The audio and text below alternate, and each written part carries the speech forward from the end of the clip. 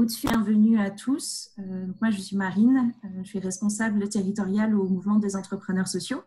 Et aujourd'hui, je suis ravie que Vincent ait accepté d'animer ce webinaire sur l'influence.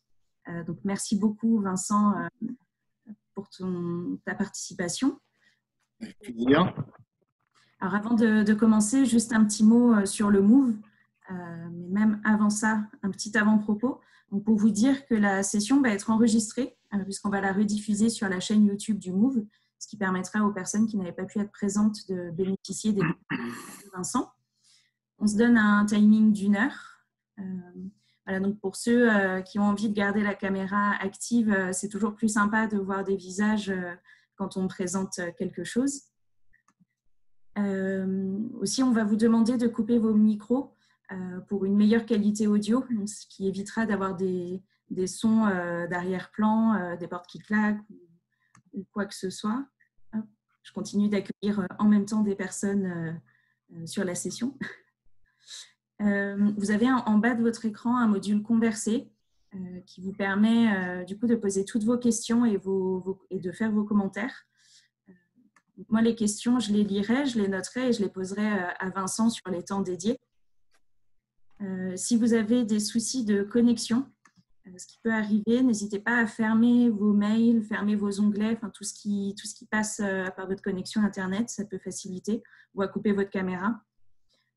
Et aussi, les slides vous seront envoyés quelques jours après le webinaire.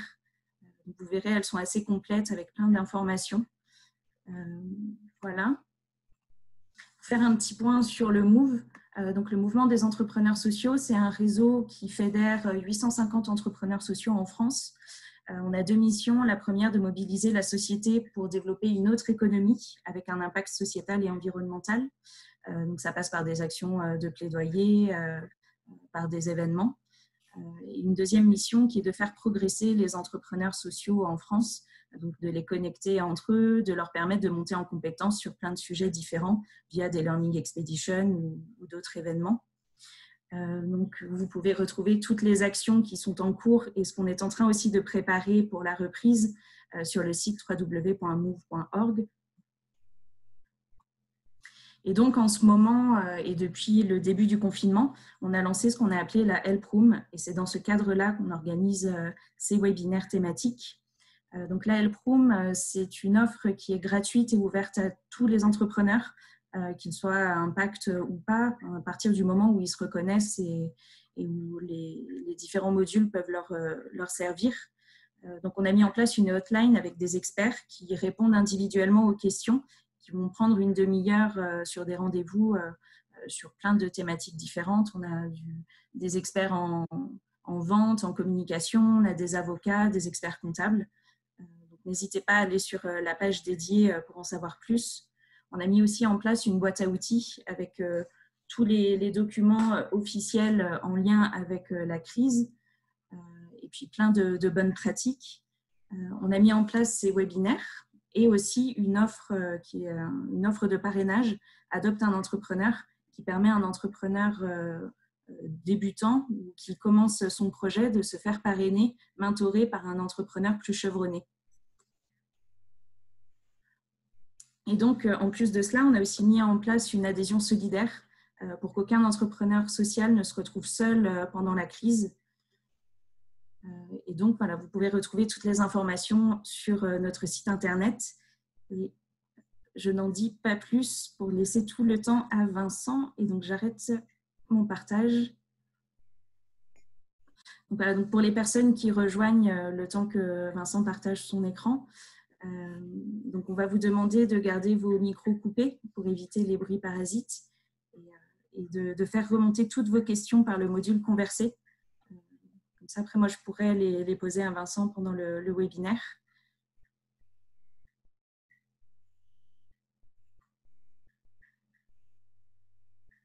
Est-ce que c'est bon pour toi pour partager ton écran?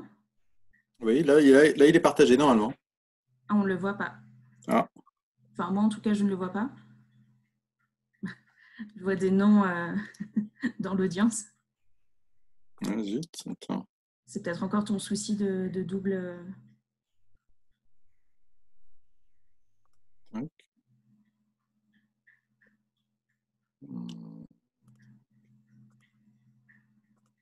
Moi, je le vois, hein. Là, vous voyez? Ah, ça y est, ouais, on voit ton écran parfait. C'est bon? Voilà. Bon, et ben on attaque si ça vous va. Donc, on a intitulé ce webinaire Influencer les leaders d'opinion et les décideurs sans avoir fait l'ENA. L'idée, c'est de montrer que l'influence, le plaidoyer, le lobbying, c'est accessible à tout le monde et qu'il faut sans doute s'enlever de la tête certains stéréotypes pour utiliser ces techniques. Voilà. Alors, je vais parler donc essentiellement de l'influence sur des décideurs, sur des responsables, et non pas sur comment influencer des consommateurs, influencer des citoyens. Là, on n'est pas sur des campagnes véritablement d'influence grand public, on est vraiment sur l'influence sur les décideurs. Rapidement pour me présenter, donc moi j'ai créé l'agence Relations d'utilité publique il y a 14 ans, après avoir occupé des postes de communication, lobbying dans différentes ONG, dont Coordination Sud et Max Havelaar. Auparavant, j'ai eu une expérience d'assistant parlementaire, courte expérience d'assistant parlementaire à Bruxelles. Et j'avais fait mon mémoire de DEA, c'était en 98-99, sur les ONG comme nouvel acteur des relations internationales et sur la notion d'opinion publique mondiale. Et en fait, je m'étais appuyé sur les campagnes internationales des ONG. Il y en avait déjà quelques-unes, notamment l'annulation de la dette, donc le Jubilé 2000, et puis les grandes campagnes aussi sur les mines antipersonnelles. Donc il y avait déjà ces grandes campagnes internationales bien avant l'utilisation des réseaux sociaux et de dispositifs comme Avast, par exemple. Donc, en gros, ça fait une vingtaine d'années que je m'intéresse d'un point de vue, on va dire, à l'époque universitaire, ce qui n'est plus mon cas, et puis maintenant professionnel et puis aussi militante, à ces enjeux d'influence, et en particulier d'influence de la société civile et des acteurs associatifs et des acteurs de la transformation sociale. Voilà. Notre agence, nous sommes une dizaine sur la photo, mais maintenant, on est une douzaine. Voilà, donc on travaille sur plusieurs, à peu près tous les métiers de la communication. Nos thématiques essentiellement d'action, c'est l'écologie, le médico-social, la santé publique, l'agriculture, l'alimentation, tous les enjeux, on va dire, au sens large d'économie sociale et solidaire, de développement durable, de solidarité internationale. On travaille pour des associations, des fondations, des entreprises, le secteur public, des fédérations, des mutuelles. Et on est dans un fonctionnement coopératif parce qu'on est en SCOP depuis 14 ans. Il n'y a pas de chef, on décide tout ensemble et on fait partie en fait de Copanam, voilà, qui est une coopérative d'activité et d'emploi. Donc on a un mode de gouvernance et un modèle économique qui est très très particulier par rapport aux agences de com classiques. Voilà. Quelques références, donc je le disais dans l'action, dans le médico-social, le social, l'emploi, l'écologie, l'agriculture, l'alimentation, la santé publique, la solidarité internationale, la RSE, l'éducation, le sport, la jeunesse, la culture, le social. Alors en gros, on essaye de traiter un peu toutes les thématiques d'intérêt général et d'accompagner les structures sur leur communication et leur influence. Voilà pour nous présenter. Alors je vais commencer peut-être par les fondements de l'influence. En sachant que, à mon sens, s'inscrire dans une démarche d'influence, c'est avant tout s'inscrire dans le temps.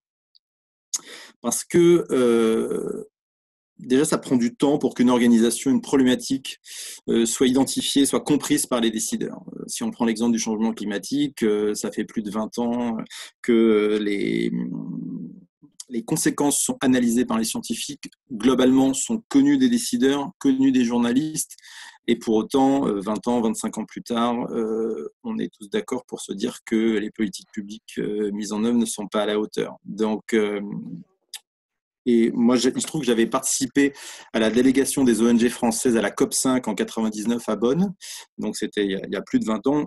En gros, tout ce dont on parle maintenant, on en parlait déjà il y a 20 ans. Et pour le coup, on n'a pas beaucoup avancé. Donc, il faut accepter souvent, quand on défend une cause, de s'inscrire dans le temps et voire même de ne pas voir les effets de son combat, de son vivant. Ça peut arriver. Et de se dire qu'on est un maillon. Donc, il faut être patient pour l'influence souvent. Par ailleurs, ça prend du temps d'obtenir la confiance de décideurs. Je prends l'exemple de la FAGE. Bon, il se trouve que moi, je suis un ancien de la FAGE et on travaille pour eux. Donc, la FAGE, c'est désormais la Première organisation étudiante, il se trouve que pendant des années, la FAGE a eu beaucoup de mal à exister, à s'imposer auprès des ministères, des ministres de l'Éducation et de l'Enseignement supérieur, auprès des décideurs en général, les parlementaires, et a fortiori des journalistes, parce qu'il y avait un poids, une hégémonie très forte de l'UNEF, ce qui est moins le cas maintenant. Et du coup, voilà, il a fallu du temps pour que la FAGE a maintenant 30 ans, quasiment 25 ans, pour que la FAGE soit vraiment influente. Elle a organisé la soirée de ses 30 ans récemment et voilà, ils ont invité beaucoup de parlementaires. C'était au CESE, il se trouve qu'on les a accompagnés dans cette organisation. Et donc, c'est une certaine satisfaction de voir à quel point ils ont réussi enfin à imposer leur point de vue. Après, on peut ne pas être d'accord avec eux, bien entendu. Mais voilà, il aura fallu beaucoup de temps pour obtenir la confiance des décideurs. Et puis, bien entendu, les processus politiques et législatifs peuvent être très longs. J'ai pris l'exemple de la réglementation REACH, que certains d'entre vous connaissent certainement, donc, qui est un dispositif pour enregistrer, évaluer et autoriser des produits chimiques.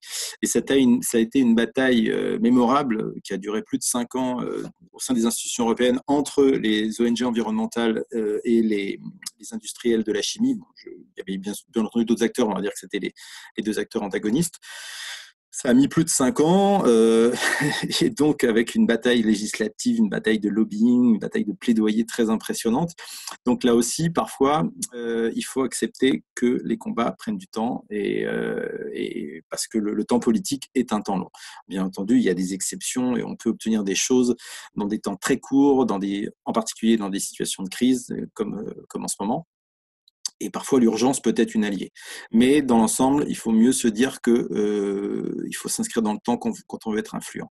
Et je pourrais ajouter ce que j'ai pas mis, c'est que pour créer et animer un réseau, j'en parlerai un peu plus tard, là aussi, ça prend beaucoup de temps. Moi, pour un peu la plaisanterie, mon titre, entre guillemets, c'est connecteur invétéré. J'adore connecter les acteurs, les thématiques, les gens entre eux. Et je suis aussi un réseauteur, donc j'aime rencontrer des gens, j'aime croiser les univers, mais ça me prend beaucoup de temps. Ça fait 20 ans, si je pars de mon parcours professionnel, mais j'étais engagé dans des associations bien avant. On va dire que ça fait 25 ans que je construis un réseau, j'anime ce réseau, et qui fait que je peux activer ce réseau et que ce réseau peut m'activer aussi parce qu'il y a du temps, parce qu'il y a de la confiance, parce qu'il y a des échanges qui ont eu lieu. Et du coup, d'ailleurs, je fais un coucou à quelques personnes que j'ai pas vues depuis longtemps, que j'ai croisées dans différentes activités, ça me fait plaisir. Et voilà, parfois, pour certains, ça fait 15 ans, 20 ans qu'on s'est rencontrés, on est toujours en lien. Donc, voilà, être influent, c'est aussi avoir un réseau, activer ce réseau, et ça prend du temps. Voilà pour la partie temporalité. Ensuite, les étapes clés de l'influence, ça va être de construire des argumentaires adéquats. Donc, un peu on va dire le sésame, c'est de toujours inscrire votre démarche dans l'intérêt général. Même si vous vendez une boisson bio énergisante, il faut montrer que c'est pour l'intérêt général. Même si vous créez un service local pour des personnes en difficulté dans une petite ville, ça relève de l'intérêt général et il faut le mettre en avant. Et tous les groupes d'intérêt, notamment ceux qu'on a l'habitude de vilipender, que ce soit le tabac, l'alcool, etc., dans tous leurs argumentaires, si vous les lisez, vous verrez qu'il y a forcément un recours à l'intérêt général, que leurs services, leurs produits contribuent peu ou prou à certains égards à l'intérêt général. Bien entendu, il va falloir analyser le contexte dans lequel s'inscrit votre structure ou le projet pour lequel vous voulez faire de l'influence. Et là, il y a aussi un gros travail d'analyse du contexte et de rédaction des argumentaires que vous allez pouvoir mettre en avant, sachant qu'il faut a priori toujours passer par l'écrit à un moment donné, même si ensuite on peut utiliser des outils vidéo, des podcasts, etc. Mais à mon œil, il faut quand même s'atteler à l'écriture, c'est assez incontournable. Ensuite, bien entendu, il va falloir identifier les leaders d'opinion et les décideurs que vous souhaitez influencer, et aussi les relais d'opinion qui vont permettre de toucher ces leaders et ces décideurs. Donc, ça nécessite évidemment de suivre l'actualité politique et sociale pour repérer les personnalités qui comptent dans votre secteur. Il va falloir se renseigner sur les décideurs qui vous intéressent, donc obtenir leur biographie, essayer d'identifier les prises de position qu'ils ont pu prendre, si ce sont des parlementaires, bah, bien entendu à l'Assemblée, au Sénat, s'ils sont des responsables politiques nationaux, essayer d'identifier leurs alliés, leurs adversaires. Et on va voir que tout à l'heure, il y a un peu des outils qui existent pour ça. Et puis, bien entendu, il va falloir prendre contact avec eux, soit directement, soit être recommandé, c'est toujours mieux. Et on le sait pour le réseautage, quand vous êtes recommandé, que ce soit pour chercher un emploi ou pour démarcher pour telle ou telle action, le fait d'être recommandé, ça a une puissance énorme. Ensuite, bien entendu, il va falloir choisir le bon moment pour les influencer. Donc, il va falloir anticiper l'actualité pour profiter d'un événement propice, la journée mondiale la semaine de la réduction des déchets, le mois de l'ESS, etc. Donc voilà, profiter parfois d'un événement qui est propice et en même temps, et à contrario, éviter de tomber dans un moment qui va déjà être saturé. Si on prend l'exemple de la crise qu'on traverse actuellement, c'est clair que c'est très compliqué de faire passer des messages sur des sujets qui n'ont pas trait directement à cette crise, parce que les journalistes ont quasiment fait un blackout sur tous les autres sujets. J'exagère, mais en tout cas, les grands médias, c'est très compliqué de faire passer d'autres sujets. Bon, là, je parle de cette crise actuelle, mais s'il y a un gros événement sportif, une actualité politique très compliquée, par exemple sur les retraites, ça va être délicat de faire passer un autre sujet important au même moment. Et puis, bien entendu, il va falloir utiliser les outils appropriés qu'on va voir un petit peu tout à l'heure, que sont les relations publiques, que sont les relations presse, que sont le plaidoyer ou le lobbying. Voilà. Ensuite, influencer, c'est aussi adopter une certaine attitude. La première, c'est ne pas penser que votre cause soit forcément comprise de tous. Je prends l'exemple du réemploi. C'est une thématique, une démarche qui est de plus en plus répandue, mais qui n'est pas forcément très connue. Si on demande dans la rue aux gens de définir ce que c'est que le réemploi, et si on demande, en l'occurrence, à des élus locaux, puisque je donne l'exemple de l'implantation d'une recyclerie, et il y a beaucoup de démarches de réemploi qui existent et qui vont se renforcer suite à la loi sur la lutte contre le gaspillage et l'économie circulaire adoptée récemment. Voilà, ces démarches vont se multiplier. Nous, on appuie un projet en ce moment très intéressant, assez unique en Europe, à Bordeaux. Et bien, je peux vous dire que les élus locaux, qui sont quand même les décideurs, si vous leur demandez la différence entre le recyclage et le réemploi, pour beaucoup, c'est pas du tout connu. Or, évidemment, les deux démarches sont quand même si elles sont complémentaires, sont très différentes.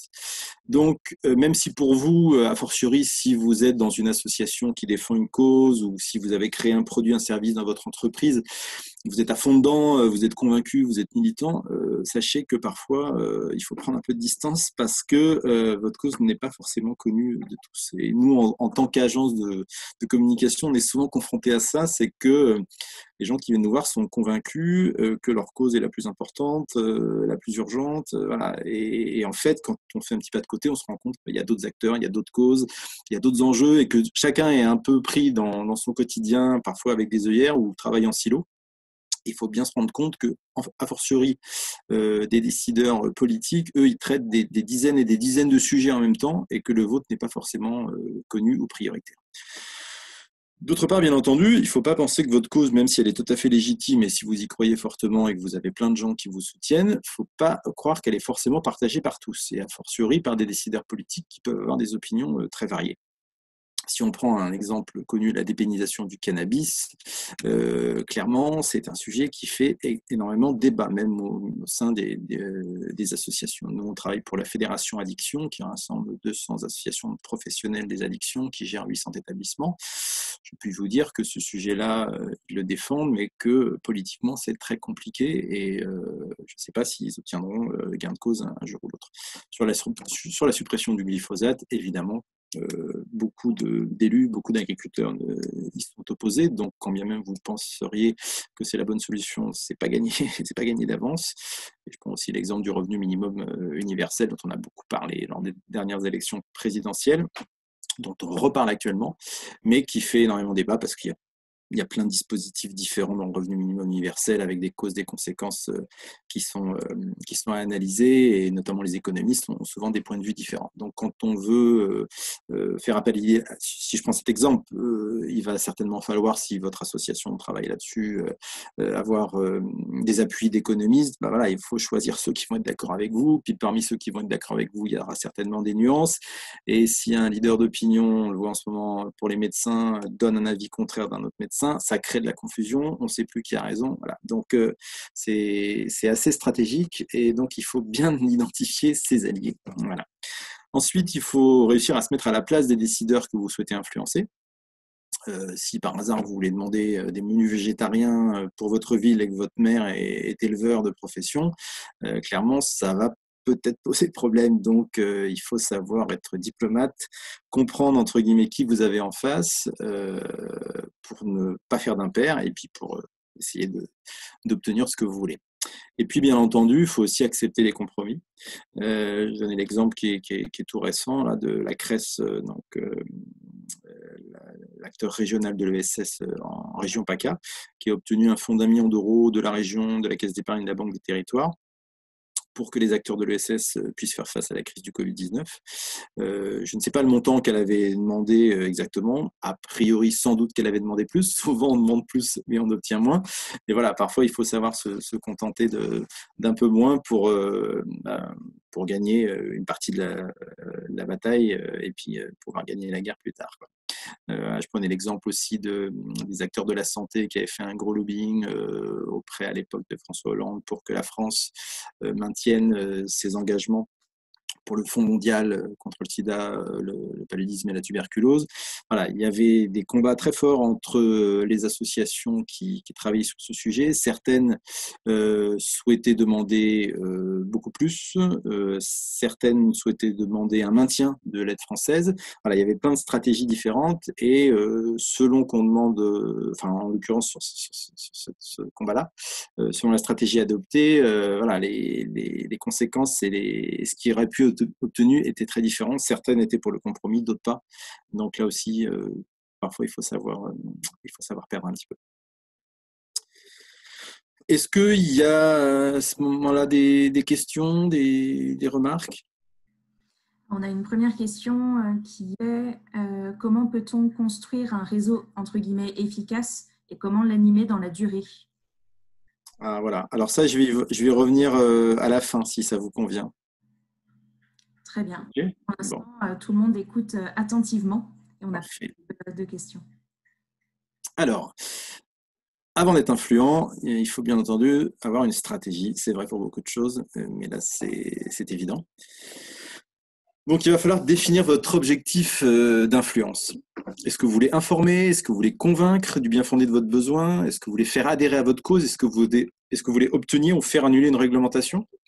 On voit bien que c'est des objectifs différents qui sont crantés, on va dire, différemment, avec des étapes qui vont être différentes, et évidemment plus en plus compliquées si on suit ces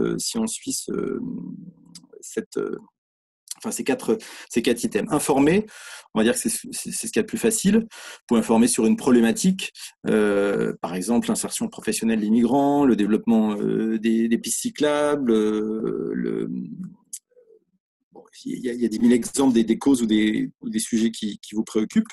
Vous pouvez informer sur un événement, l'ouverture d'un centre d'accueil pour des femmes battues, la création d'une distribution alimentaire. Voilà, donc ça, vous allez avoir besoin d'informer les élus de votre ville, d'obtenir peut-être des financements. Donc ça, c'est important.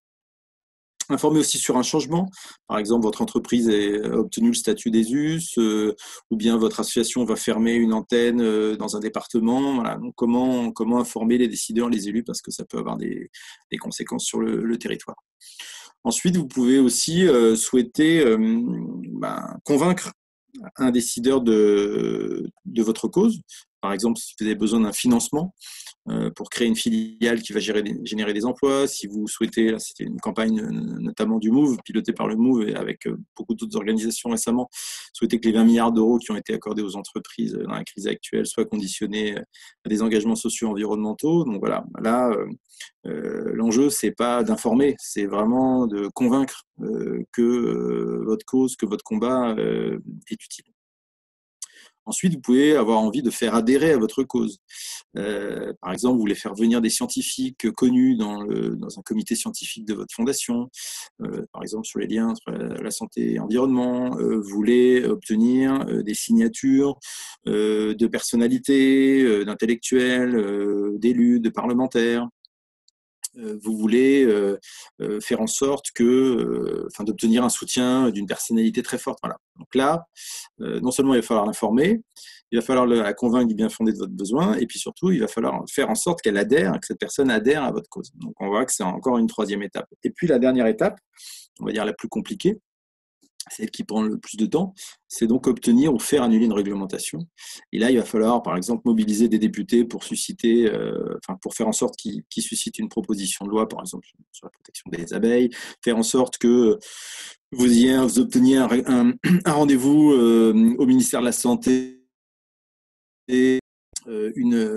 obtenir une disposition, par exemple, sur la santé au travail, obtenir un rendez-vous avec un conseiller du président de la République pour faire en sorte que la question du recyclage soit davantage traitée. Enfin voilà, tout type d'action. Et là, pour le coup, on comprend bien que c'est très différent d'informer, on va dire, des journalistes dans un média de la PQR pour que les élus sachent que vous avez lancé tel événement local ou vous allez créer un événement local et obtenir une loi au Parlement. Voilà. Donc il y a des degrés dans l'influence et évidemment, selon l'objectif que vous vous assignez, il va y avoir des étapes très différentes. Ensuite, il va falloir analyser votre identité avant de vouloir influencer. Parce qu'il faut qu'il y ait une correspondance entre l'identité de votre structure, parce que si vous voulez influencer des décideurs, il va falloir être crédible, il va falloir être lisible, et éviter le décalage entre l'image que vous voulez donner et celle qui peut être perçue. Si vous vous lancez dans la bataille directement en disant mais moi j'ai raison et je sais que mon organisation a raison et je vais y aller vraiment parce que je crois à mon combat et je vais tenter de faire du lobbying, etc. Il faut quand même prendre le temps d'analyser qui vous êtes et comment vous êtes perçu parce que sinon les dégâts peuvent être très forts. Alors d'abord, votre identité visuelle, votre identité de marque, votre identité de produit. Est-ce que votre logo, est-ce que votre charte graphique, est-ce que vos outils de communication sont en adéquation avec le message que vous voulez porter auprès de décideurs ? Est-ce que votre marque est suffisamment parlante? Est-ce qu'elle est suffisamment connue pour toucher les décideurs? Je prends l'exemple du MOVE tout à l'heure. La démarche qu'a lancée le MOVE, déjà, elle ne le fait pas tout seul, elle le fait en alliance avec beaucoup de réseaux. Le MOVE est connu, le MOVE a 800 membres, le MOVE a des membres influents, le MOVE fait du lobbying. Voilà, ils ne partent pas de rien. Et leur démarche, même si elle a un poids et leur identité est forte. Alors, un membre du MOVE tout seul, je ne vais pas citer de nom, mais une association locale ou une petite start-up s'était dit, moi, ce combat, j'y crois, il ne faut pas que les 20 millions soient donnés sans contrepartie. Je lance ma pétition. Quel est le poids, quelle est la chance d'obtenir des résultats alors que cette structure, cette marque ne serait pas connue? Autre enjeu, est-ce que votre produit, votre service est abouti? Est-ce qu'il remplit des fonctions d'intérêt général? Ce que je disais tout à l'heure. Voilà, je prends l'exemple d'une société qui va créer, par exemple, un contenant alimentaire recyclable. Bon, voilà. Est-ce qu'on est encore en phase de prototype? Est-ce que ça a été testé? Est-ce qu'il y a déjà des clients? Est-ce qu'il y a des collectivités qui peuvent témoigner du fait qu'elles ont utilisé ce service et qui fonctionne? Voilà. Autant d'éléments qui vont vous permettre d'assurer votre socle et d'avoir des argumentaires ensuite et avoir une force en présence pour aller influencer les décideurs. Ensuite, bien entendu, quelque chose dont on parle de plus en plus, c'est les réputations. C'est-à-dire, en gros, est-ce que votre site Internet est actualisé? Est-ce qu'il donne une image professionnelle de votre activité? On sait très bien que le site Internet, souvent, c'est central pour une organisation. Parfois, on le néglige. Parfois, on n'a pas eu le temps d'actualiser. Parfois, on a un, on a des informations qui datent de 2018, 2019, bref. Quand on veut influer, quand on prétend donner un point de vue professionnel à des décideurs, si les dernières infos qu'on a sur notre site datent de 2018, voilà, ça peut poser des problèmes. Si notre logo est mal fichu, si le site est vraiment bancal, s'il bug, bon voilà, ça donne tout de suite une mauvaise image et on part mal. Ensuite, est-ce que vous avez suffisamment de contacts et d'impact via vos réseaux sociaux? On sait très bien maintenant, c'est combien tu pèses, en gros, combien tu as de likes, combien tu as de followers, combien tu as de contacts sur les différents réseaux. Et ce nombre, alors même si c'est juste une logique de nombre qui est parfois totalement absurde, mais ce nombre, il a un poids symbolique très très fort.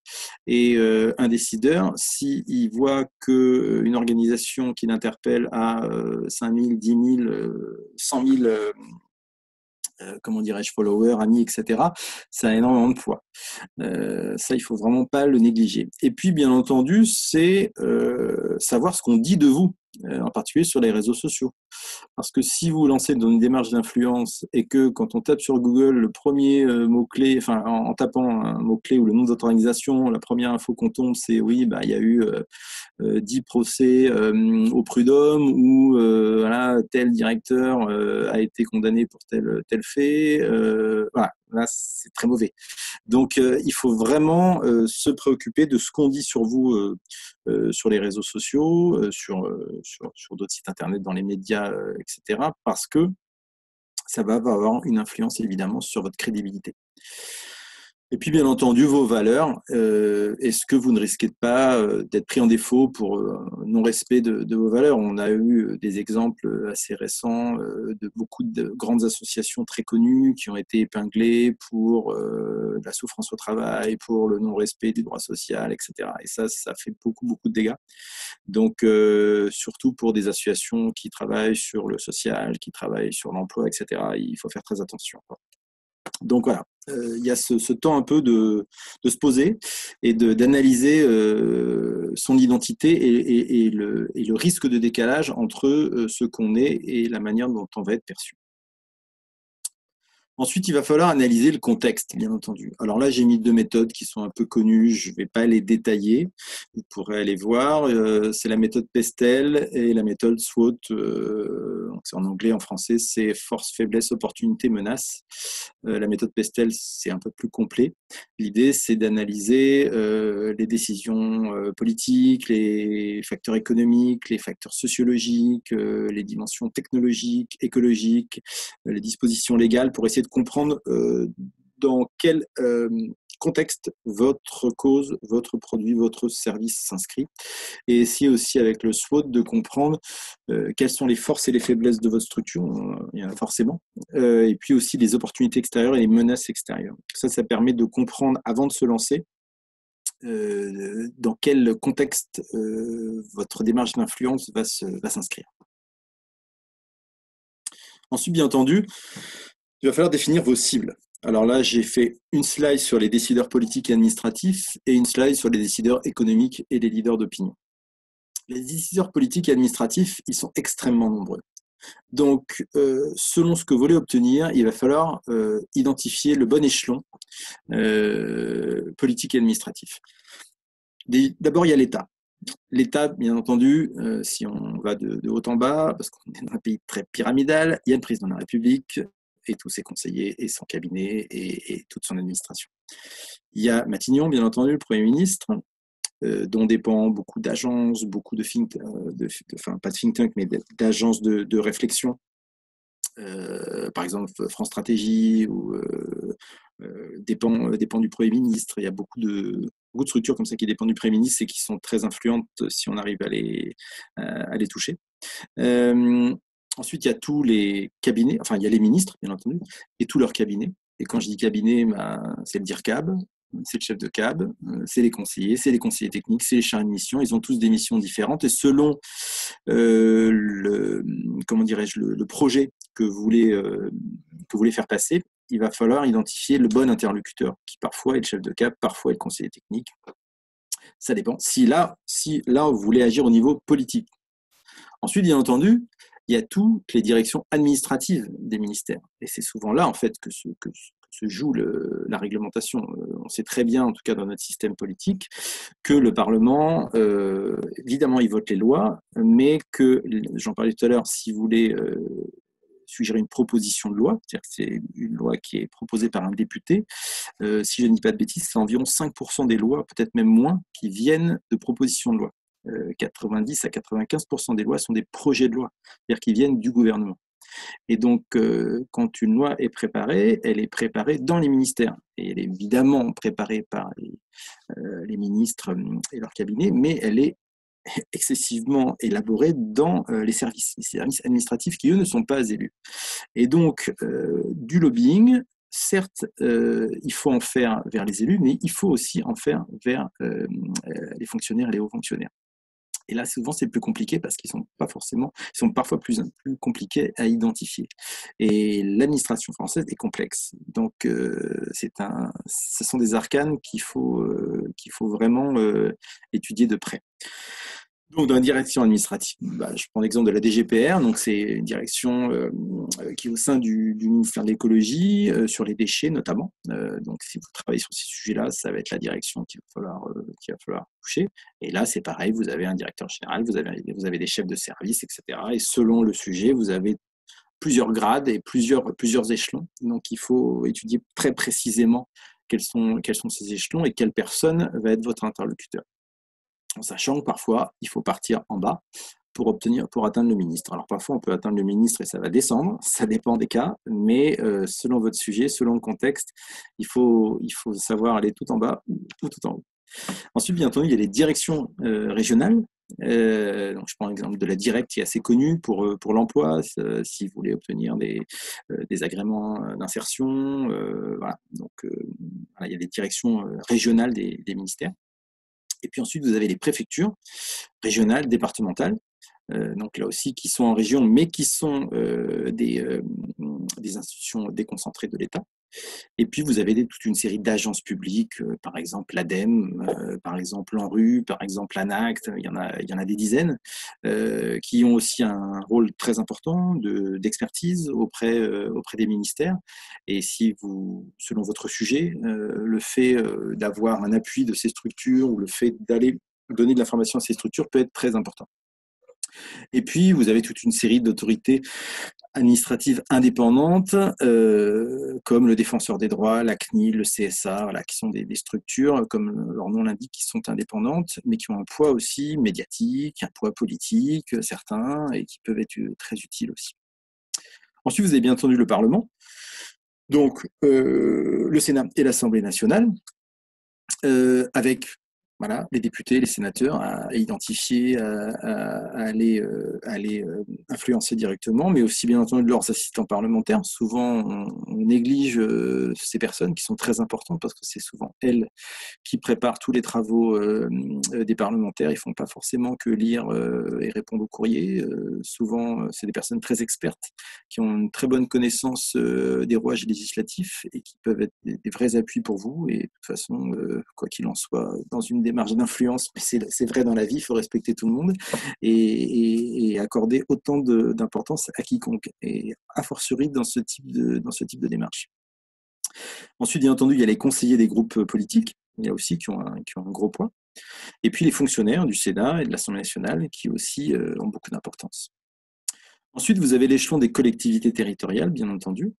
Donc là, évidemment, c'est d'autres considérations politiques, où là, vous avez bien entendu les maires, les conseillers municipaux, les présidents, les vice-présidents de région, les présidents, vice-présidents de département, les conseillers municipaux, les conseillers régionaux, les conseillers départementaux, en fonction du degré d'importance et de votre projet. Il va falloir de la même manière cibler la bonne personne dans l'institution. Est-ce que c'est le maire directement? Est-ce que c'est le conseiller municipal spécialisé sur l'environnement, sur l'emploi, sur la santé, sur le social, ça dépend. Et puis, est-ce que ce conseiller, est-ce que ce vice-président, cette vice-présidente, qu'est-ce qu'on dit d'elle? Est-ce qu'elle a du poids? Est-ce qu'elle s'intéresse vraiment à votre sujet? Est-ce qu'il vaut mieux pas aller voir un de ses collègues qui, en fait, n'a pas l'attribution officielle, mais qui sera plus efficace, qui a davantage l'oreille du maire ou du président ou de la présidente? Voilà. C'est toutes ces considérations qui sont évidemment différentes pour chaque projet sur lesquels il faut s'investir. Bien entendu, vous avez les cabinets, cabinet du maire, cabinet du président du conseil régional, cabinet de la présidente du conseil régional, etc. Donc ça aussi, c'est important. Et puis, de la même manière, fonction d'État, vous avez toutes les directions administratives des collectivités territoriales, de la même manière, qui de mettre en œuvre qui prennent toute une série de dispositions qui sont très importantes pour faire vos enjeux. Et puis, évidemment, depuis quelques années, il y a toute une série de nouveaux échelons, les métropoles, les communautés d'agglo, et les métropoles qui sont dans les grandes villes.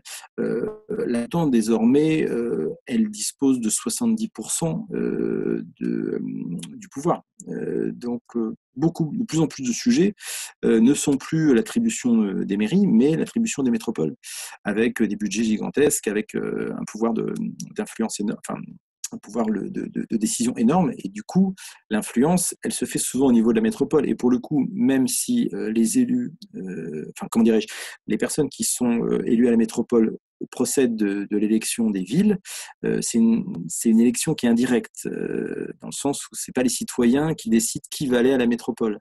Du coup, vous élisez, et c'était le cas récemment, et ça va sans doute être de nouveau le cas, vous élisez des maires qui vont ensuite nommer des élus dans les métropoles, les communautés d'agglo, les communautés de communes, etc. Mais là, pour le coup, vous avez, la proximité des citoyens avec ces élus-là est assez faible. Et pour autant, beaucoup de décisions se prennent là-bas. Donc, un lobbyiste va devoir vraiment étudier de près comment fonctionnent ces agglomérations. En ce qui concerne, oui, pardon, j'ai oublié donc les partis politiques, bien entendu. Voilà. Alors, ils n'ont pas forcément bonne presse. Ils ont perdu beaucoup de leurs adhérents.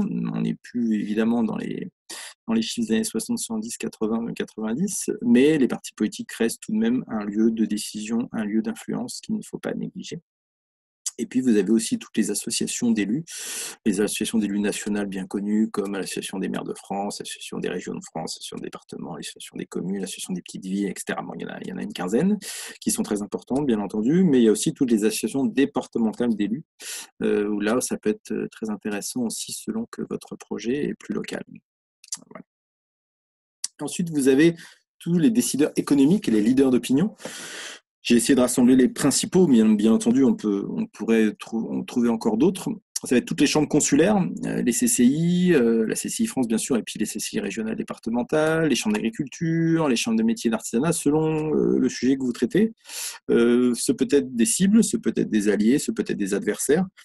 En tout état de cause, c'est forcément des leaders d'opinion et des décideurs, donc il ne faut pas les négliger, parce que c'est quand même essentiellement l'enjeu de l'emploi qu'ils vont traiter. Ensuite, il y a les organisations patronales, donc bien entendu au niveau national, le MEDEF, la CPME, l'UDP, l'UDES, pour ce qui concerne l'économie sociale et solidaire. Je pris l'exemple du Synabio, qui est le syndicat des acteurs de la bio, mais il y en a des centaines d'autres. Et bien entendu, le MEDEF, la CPME ont des démembrements régionaux et départementaux. Donc, selon, là encore une fois, que votre projet est national, régional, départemental, local, ça va être des leviers à actionner et des acteurs à rencontrer et à influencer. Ensuite, bien entendu, il y a les syndicats de salariés, les syndicats agricoles, les confédérations bien connues, la CGT, la CFDT, FO et toutes les autres, je ne les ai pas toutes citées, CFTC, CGPME, etc. CFECGC, pardon, la Confédération paysanne, les jeunes agriculteurs, etc. Là aussi, ce sont des acteurs très influents, alors que peut-être vous avez intérêt à influer vous-même, ou en tout cas qui vont être des relais d'opinion et des leaders d'opinion pour aller toucher les décideurs. Et donc, il faut souvent les rencontrer et agir avec eux, puisque il n'y a pas beaucoup de structures en France qui sont capables d'afficher 600 000, 700 000, 800 000 membres. Là, pour le coup, il n'y a que les syndicats. Donc, souvent, les associations ont intérêt à s'allier. Ensuite, il y a tous les think tanks soit politiques, soit les think tanks thématiques. J'en ai cité certains très connus, donc des think tanks plutôt politiques, comme Terra Nova, l'Institut Montaigne, Fondapol, la Fondation Jean Jaurès, donc des think tanks qui sont non affiliés à... Alors, par exemple, la Fondation Jean Jaurès est affiliée au PS, la Fondation de l'écologie politique est affiliée à Europe Écologie, mais d'autres, ceux que j'ai cités précédemment, n'ont pas d'affiliation à un parti politique, mais en revanche ont une orientation politique en général, qui fait que si vous arrivez à faire passer un texte, à faire monter une problématique dans ces think tanks, ça peut avoir beaucoup d'influence, puisque le principe d'un think tank, c'est de créer de la réflexion pour ensuite la transmettre aux décideurs politiques. Donc, ce sont des courroies de transmission très intéressantes et des leaders d'opinion et des relais d'opinion qu'il ne faut pas négliger. Beaucoup de dispositions législatives, réglementaires viennent des think tanks. Donc, c'est vraiment des acteurs clés. Et puis, donc, des think tanks plus thématiques. J'ai cité, par exemple, l'Institut de l'économie circulaire, mais il y en a des dizaines d'autres selon les sujets qu'ils traitent. Ensuite, bien entendu, il y a tous les universitaires, les scientifiques, les intellectuels, qui sont des leaders d'opinion. On le voit actuellement, je pense qu'on n'a jamais vu autant de médecins prendre la parole à la télévision, à la radio, dans la presse, sur les réseaux sociaux. C'est impressionnant. La profession est extrêmement mise en avant et clairement, si vous voulez faire passer une idée en ce moment, il vaut mieux la faire passer par un médecin ou un professeur de médecine. Donc voilà, ce sont des gens, alors je prends l'exemple des médecins, mais c'est vrai de scientifiques en général. Si vous avez des produits, des services qui nécessitent des dimensions scientifiques, techniques, etc., c'est important de pouvoir avoir ces gens avec vous. Et puis, bien entendu, les journalistes, donc, qui sont les fameux gatekeepers, qui vont permettre de mettre sur l'agenda médiatique un enjeu, et donc, qui dit mise sur l'agenda médiatique, en général, signifie mise sur l'agenda politique. Et on va le voir tout à l'heure avec les démarches de plaidoyer. Vincent, ensuite, si oui, tu me permets, oui. Avant que tu continues, est-ce que tu peux préciser les définitions, les différences entre un décideur, un relais et un leader ? Oui, alors bon, elles sont un peu ténues. J'ai envie de dire, c'est comme ça que moi je les vois. Peut-être qu'on pourrait trouver d'autres définitions. Un décideur économique et politique, c'est une personnalité en général qui est élue ou qui a un grade élevé et qui va pouvoir, si vous réussissez à le convaincre, prendre des décisions qui vont avoir des effets législatifs, économiques, etc. Un leader d'opinion, c'est une personne qui n'a pas un statut, comment dirais-je, d'élu ou de direction, mais en revanche qui a une autorité morale, intellectuelle, scientifique, une aura, qui fait que quand il ou elle prend la parole, ça a du poids.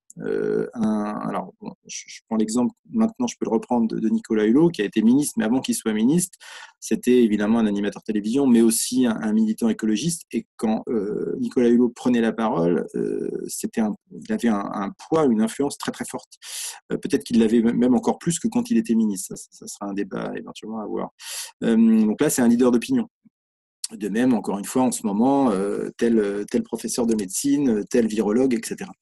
Un relais d'opinion, c'est une personne ou une structure qui va être en capacité de toucher ses leaders d'opinion et ses décideurs économiques et politiques. Bon, voilà, c'est comme ça que je les définirais. Bon, peut-être qu'on peut avoir d'autres visions, mais celle-ci me semble assez claire.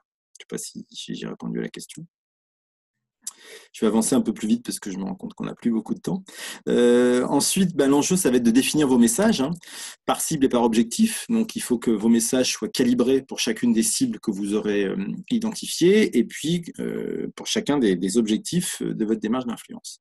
Ensuite, il y a une technique dont on a beaucoup parlé, mais qui fonctionne assez bien, qui s'appelle le storytelling, qui a un peu tendance à avoir une connotation manipulatoire. Mais encore une fois, moi, de tout ce que je vous expose aujourd'hui, ce ne sont que des techniques, enfin, à mon sens, hein, le lobbying, le plaidoyer, le réseautage, le networking, tout ça ne sont que des techniques. Tout dépend par qui elles sont utilisées et à quelle fin. Mais je pense qu'il faut vraiment arrêter de diaboliser le lobbying et toutes ces démarches, parce que pour moi, elles sont neutres.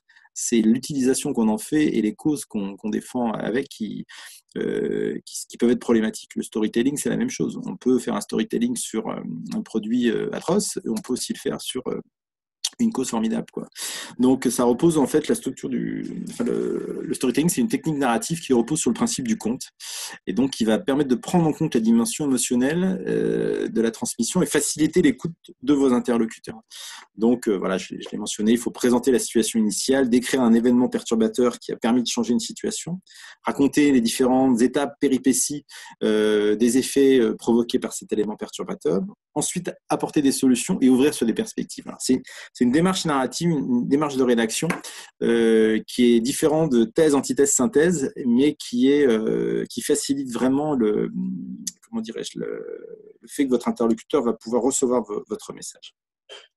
Bien entendu, il y a 10 000 façons d'écrire, chacun a la sienne. Je dis simplement qu'il faut prendre ce temps de bien définir les messages et ce que vous voulez dire à qui, et selon les personnes que vous voulez toucher, dont on a parlé un peu plus tôt, il ne faudra pas dire la même chose, et en tout cas, il faudra moduler vos propos.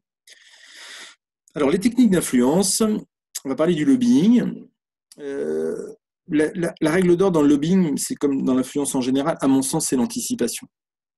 Le meilleur moyen d'avoir de l'influence auprès d'élus, auprès de fonctionnaires, c'est de les contacter quand vous n'avez pas besoin d'eux. Alors, ça paraît un peu bizarre, mais ça tombe sous le sens. Et c'est la même chose dans vos cercles professionnels, amicaux, familiaux. C'est plus facile de demander quelque chose à quelqu'un à une personne avec laquelle vous avez entretenu des relations régulières, plutôt qu'à le vieux pote que vous n'avez pas vu depuis 20 ans et vous allez lui passer un coup de fil parce que vous avez besoin de lui pour trouver un boulot. Typiquement, ça fonctionne pas comme ça. Les relations sociales fonctionnent pas comme ça. Donc, la confiance, le lien, les échanges, c'est ça qui fonctionne. Et donc, le lobbying, il s'inscrit encore une fois, dans l'influence en général, il s'inscrit dans le temps. Faire une démarche de lobbying dans le marché, mais c'est rare. Parce qu'encore une fois, comme on l'a vu tout à l'heure, tout ça prend du temps. Donc, il ne faut pas se précipiter, il faut avoir le temps de prendre, par exemple, au niveau local, régional, alors, ça va être un bon exemple, et quand tous les maires, selon la structure, votre structure, ce que vous faites sur le territoire, ça va être très important de prendre contact avec le nouveau maire, avec les nouveaux conseillers municipaux. Pour les rencontrer, expliquer ce que vous faites, expliquer eux essayer de comprendre eux quelle politique publique ils ont envie de mettre en place. Et du coup, quand vous aurez besoin de les influencer, ce sera beaucoup plus facile déjà parce qu'ils vous connaîtront, vous les connaîtrez. Et il y aura déjà, alors il peut y avoir de la défiance entre vous, mais il peut aussi y avoir de la confiance et des premiers liens qui auront été créés. Vous pouvez leur envoyer de l'information, ils vont vous en envoyer. Vous allez pouvoir beaucoup mieux créer la relation. Ce sera donc beaucoup plus facile ensuite si vous avez besoin de les influencer. Le plaidoyer, après je vais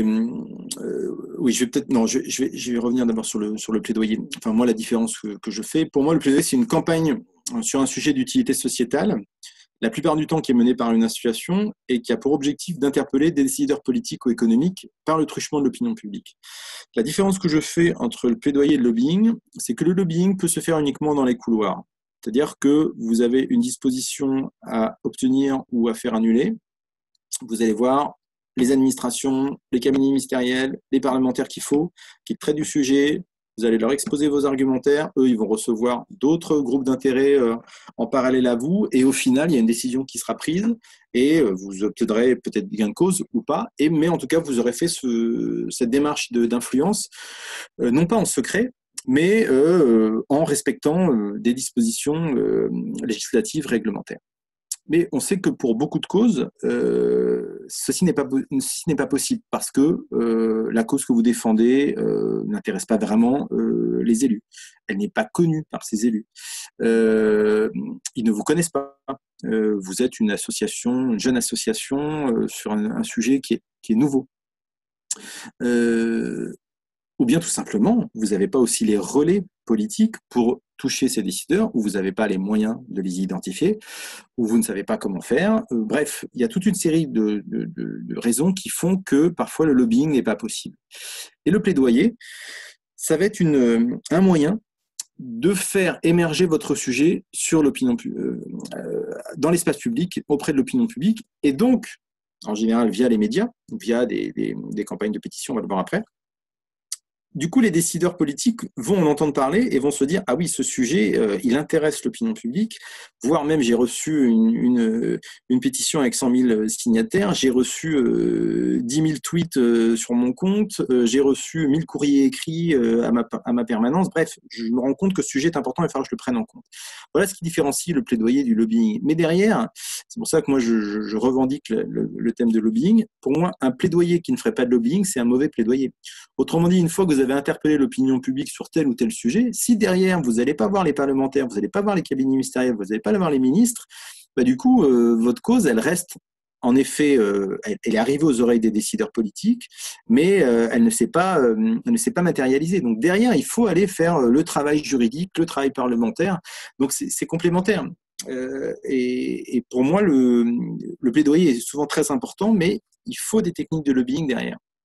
Donc, l'objectif du plaidoyer, je disais, c'est mettre sur l'agenda médiatique et ensuite donc sur l'agenda politique, contourner le manque d'intérêt des médias et des élus, cibler donc les cibles directes, c'est les journalistes ou l'opinion publique pour indirectement toucher les décideurs.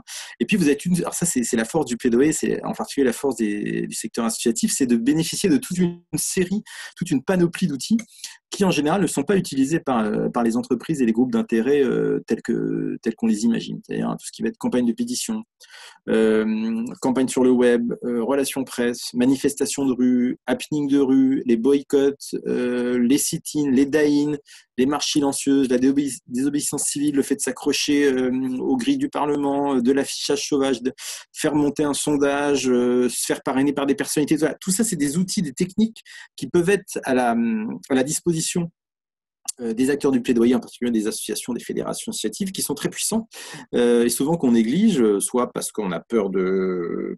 Parfois, les associations ont peur de leur ombre d'une certaine manière. On dit, ah là là, mais si on est entre guillemets mal poli avec les décideurs politiques, on ne va pas obtenir ce qu'on veut. Voilà, donc il faut aussi, dans l'influence, il faut savoir créer du rapport de force. Alors parfois, il faut faire attention, parce que si vous créez trop de rapports de force, vous cassez aussi la capacité à faire du lobbying derrière, c'est-à-dire à entrer en contact avec les décideurs.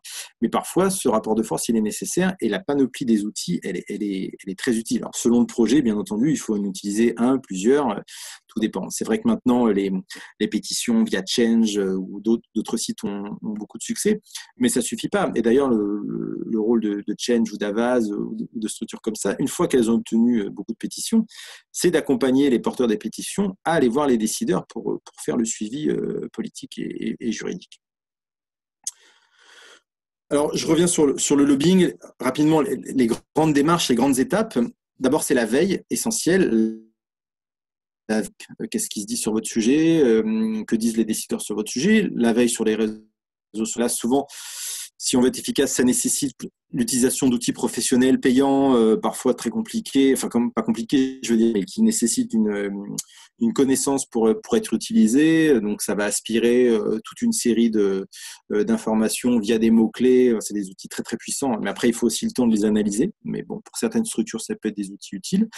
Et puis bien entendu, la veille parlementaire, la veille politique, quel est l'agenda parlementaire, quand est-ce que va se décider telle ou telle loi, à quel moment elle passe au Sénat, à quel moment elle passe à l'Assemblée nationale. Tout ça, c'est essentiel si on veut faire passer des amendements et agir sur la législation.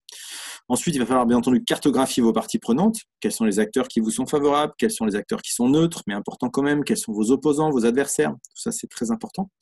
Ensuite, pour ça, vous pourrez utiliser aussi des bases de données institutionnelles, alors, Cision, le Trombinoscope, le Who's Who. En gros, les gens que vous voulez influencer, qui sont-ils? Qu'est-ce qu'ils ont fait dans leur vie? Quelles sont leurs fonctions? Quels sont leurs hobbies? Quels sont leurs réseaux? Voilà, c'est essentiel de comprendre à qui vous avez affaire avant de vouloir l'influencer. Je dis des choses peut-être qui paraissent entre guillemets vulgaires et grossières, manipulateurs, mais non. Je veux dire, tous les acteurs qui font du lobbying font ça. Il faut savoir qui vous avez en face. Alors maintenant, on a l'habitude de googliser, d'aller sur LinkedIn. Il y a des outils encore plus développés qui permettent d'avoir ces informations-là, et elles sont indispensables si vous voulez savoir quel est le rôle du chef de service dans telle administration, dans tel ministère, qu'est-ce qu'il a fait avant, quelles sont ses expertises. C'est fondamental. Ensuite, il va falloir créer une matrice des personnes que vous devez rencontrer, parce qu'il y en a 10, il y en a 20, il y en a 50, il y en a 100, lesquelles, dans quel ordre, lesquels il va falloir voir en premier, etc. Ensuite, créer bien sûr les argumentaires, des éléments de langage qu'on appelle sur un position paper. Quel est l'objectif que vous voulez atteindre, qu'est-ce que vous voulez obtenir, qu'est-ce que vous voulez dire aux décideurs. Ensuite, souvent, il va falloir créer avoir une stratégie d'alliance avec qui vous voulez agir. Souvent, seul, on n'est pas assez fort. Ce qu'a fait, par exemple, le move d'agréger toute une série de réseaux, c'est beaucoup plus puissant. Un décideur, il préfère avoir un réseau d'acteurs qui viennent ensemble plutôt que d'avoir 50 associations qui travaillent sur la lutte contre les violences, par exemple, faites aux femmes. Ils préfèrent avoir un acteur fédératif ou une coalition plutôt que d'avoir 30 assos qui vont venir chacun dans leur coin, ça ne sera pas efficace. Donc, il faut créer des stratégies d'alliance. Souvent, c'est compliqué. Souvent, a fortiori en France, qu'on est un peu gaulois, on est un peu chacun notre équipe. À Bruxelles, souvent, ils disent un Français, une association. C'est un peu vrai, une association, un Français, une PME. Il faut savoir se fédérer, il faut savoir créer des alliances et agir ensemble. Ensuite, souvent, il va falloir créer un livre blanc, passer par des questions parlementaires, écrites ou orales. Enfin, voilà, il va falloir rentrer dans le jeu politique et parlementaire pour ensuite obtenir des amendements et puis même obtenir une législation. Il y a tout un combat politique à mener. Le fonctionnement des élus très rapidement. Des élus, il y en a énormément en France, plus de 500 000 si on compte tous les élus des collectivités locales. On a quand même quasiment 36 000 communes, un peu moins maintenant, je crois qu'il y en a 2 000 en moins, mais on a 36 000. Je crois que c'est autant que quasiment dans toute l'Europe. Donc voilà, on a un fonctionnement institutionnel qui est particulier. Il faut bien savoir qu'un élu, c'est un sacrifice, c'est des gens souvent très engagés, qui ne gagnent pas d'argent pour ça, ou quasiment pas. C'est des gens qui croient à la chose publique, qui ont des convictions. Donc, il faut pouvoir bien comprendre dans quel état d'esprit ils sont. Et puis eux aussi, ils ont besoin de retour, ils ont besoin d'être valorisés. Donc, votre démarche peut les aider à se valoriser, peut les aider à se faire réélire. Donc tout ça, il faut l'avoir en tête. Et puis surtout, un élu, qu'il soit un parlementaire ou un élu local, il a souvent besoin de vous. C'est-à-dire, en gros, moi, quand j'étais assistant parlementaire, on disait, mais on a besoin d'être lobbyisé. Pour connaître un sujet, pour intervenir sur un sujet, il faut en avoir tous les tenants et les aboutissants. Et donc, il faut pouvoir faire en sorte que des associations, je prends l'exemple, par exemple, du cannabis ou du travail sur les addictions, c'est des sujets souvent très techniques qui nécessitent des considérations psychologiques, médicales, etc. Un parlementaire, la plupart du temps, il ne les a pas. Et s'il est rapporteur de la loi, il va falloir qu'il rencontre plein d'acteurs. Et donc, il a besoin d'être lobbyisé, donc il a besoin que vous allez le rencontrer. Et vous, souvent, en particulier dans les associations en France, on ne se sent pas légitime pour aller voir les élus, mais les élus, ils sont élus par nous et ils ont besoin de nous, et ils ont besoin de vous. Donc c'est pour ça que j'ai dit que le lobbying, c'est une technique et il faut savoir l'utiliser à bon escient. Et je vais terminer, parce qu'il est déjà 15h06, surtout s'il y a quelques questions-réponses, sur la façon d'animer un réseau. Donc, déjà, normalement, vous n'avez pas à créer votre réseau parce qu'il existe naturellement. On a tous un réseau et toute organisation a un réseau. Mais peut-être que souvent, on n'en prend pas conscience, et aussi parce que le terme réseau est connoté négativement, comme le terme de lobbying d'ailleurs. Parce que derrière réseau, on voit des pratiques occultes, des mafias, la drogue, d'être pistonné, etc. Donc, il faut sortir de tout ce vocabulaire qui est connoté négativement et voir le réseau comme un atout et comme une force. Et pour exister au long terme, une organisation, elle doit avoir une stratégie, elle doit avoir des actions opérationnelles vis-à-vis de son réseau. Elle doit l'animer. Et l'enjeu donc de ce réseau, c'est qu'il une fois qu'il sera animé, ça va vous créer des alliés, ça va faciliter vos démarches auprès des pouvoirs publics, auprès des financeurs, auprès, bien entendu, bon là, on n'est pas sur l'influence auprès des décideurs, mais auprès de vos clients, de vos prestataires, de vos membres, etc. Le réseau, l'animation de réseau, c'est central. Et souvent, il n'y a pas de personne dédiée dans une organisation. Et du coup, c'est pas fait de façon stratégique. Et comme le lobbying, le réseau, le networking, c'est facile quand tout se passe bien. C'est-à-dire, faut pas attendre d'avoir un problème pour réseauter, pour actionner son réseau. Donc, animer un réseau, encore une fois, c'est un travail de tous les jours.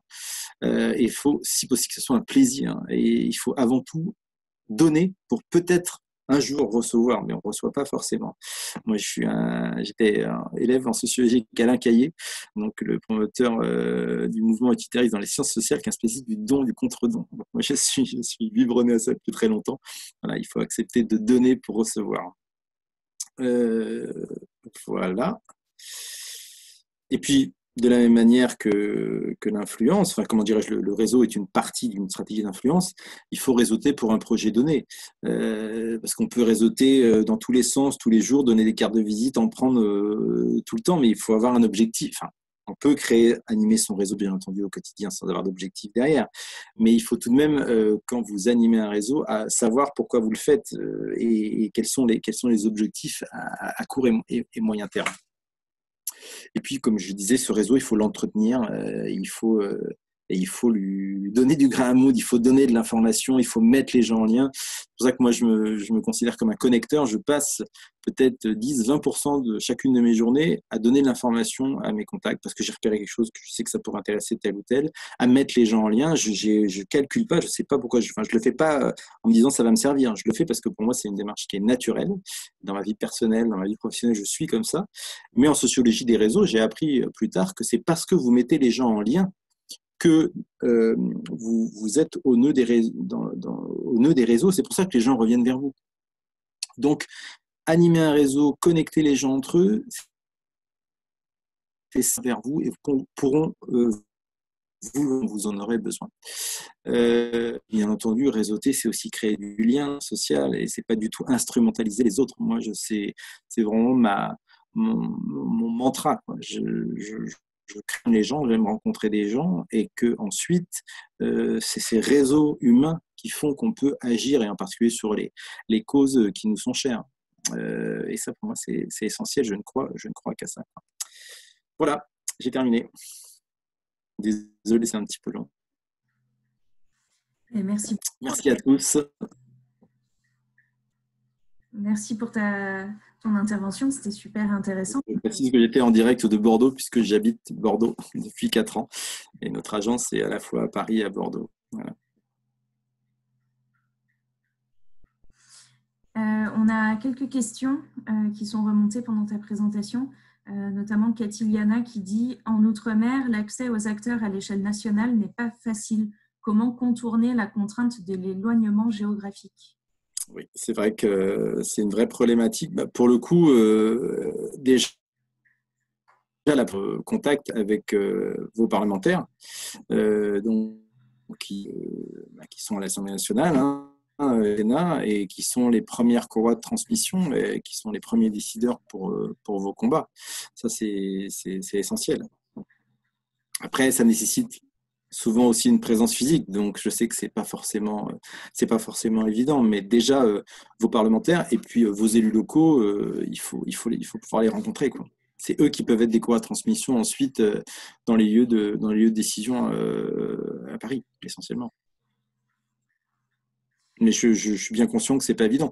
Mais c'est la même chose quand vous êtes en région en France, avoir accès aux décideurs parisiens dans un pays ultra jacobin, ultra centralisé, c'est pas évident du tout. Donc, il est certain que avoir le contact avec ces députés, ces sénateurs, ça permet quand même d'être puissant. Et puis aussi, voir les associations d'élus, et on sait bien entendu que souvent des élus sont à la fois pairs et ont des responsabilités locales, donc ça peut être des relais très intéressants, quoi. Ok. Hélène qui pose une question sur les livres blancs pour savoir s'ils sont toujours efficaces. Est-ce que tu t'en sais un peu plus sur le rapport temps passé Oui, alors nous, par exemple, on avait rédigé sur un sujet très compliqué, très tabou. On avait été sollicité par le Centre Primo Levi, qui est une association qui accueille et qui soigne des personnes victimes de violences politiques et de torture dans leur pays d'origine. Et ce livre blanc, donc pour le coup, il avait été fait en partenariat avec d'autres associations présentes sur le territoire français qui accueillent aussi et qui soignent des personnes victimes de violences politiques et de torture dans leur pays d'origine, je précise, pas en France. Et donc, on avait rédigé ce livre blanc en partenariat avec toutes ces structures pour mettre en avant la faiblesse de ces structures, la faiblesse de leurs moyens et l'augmentation de demande sur ces enjeux-là. Et ça avait permis, grâce à ce livre blanc, la une du journal La Croix avait obtenu enfin, pas nous, mais l'association avait obtenu des rendez-vous avec des décideurs politiques. Donc, le livre blanc, souvent, il est très intéressant. Alors, bien sûr, c'est du temps, c'est beaucoup de travail, mais c'est une base argumentaire hyper forte, a fortiori, sur un sujet nouveau qui n'est pas connu des décideurs. Donc, ça peut être un outil qui est très, très utile. Soit vous pouvez le faire vous-même, soit vous faire accompagner par des experts, soit de votre sujet, soit des experts dans la rédaction, qui vont vous aider à rédiger, pour faire en sorte qu'il soit le livre blanc ait de l'impact. Alors, le livre blanc, c'est générique, parce que il est utilisé. Alors, il y a des livres verts, des livres blancs. On parle de livre blanc, on parle de livre vert, en français aussi. Donc, le livre blanc, on peut aussi faire des livres blancs.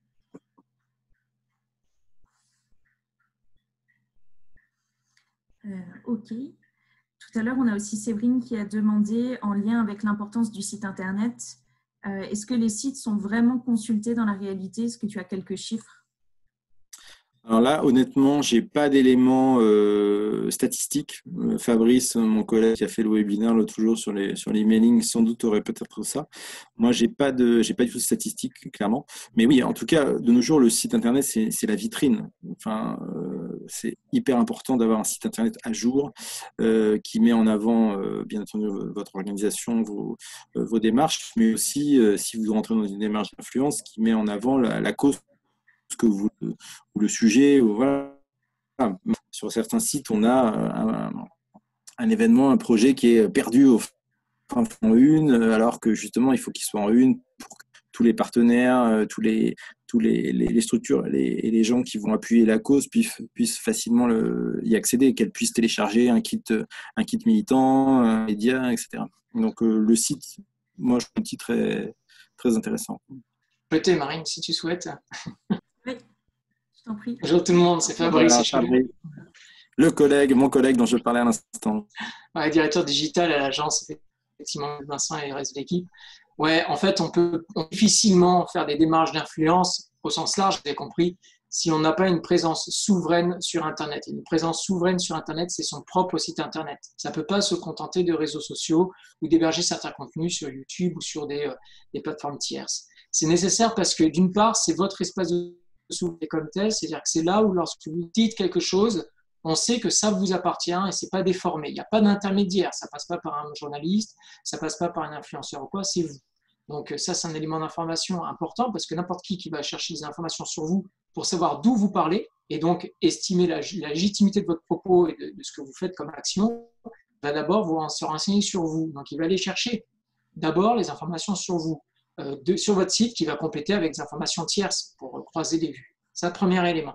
Deuxième élément, dès que vous voulez intervenir sur un sujet ou dans l'actualité, le premier réflexe de n'importe quel décideur ou décideuse, comme de n'importe quel citoyen, c'est de taper dans Google.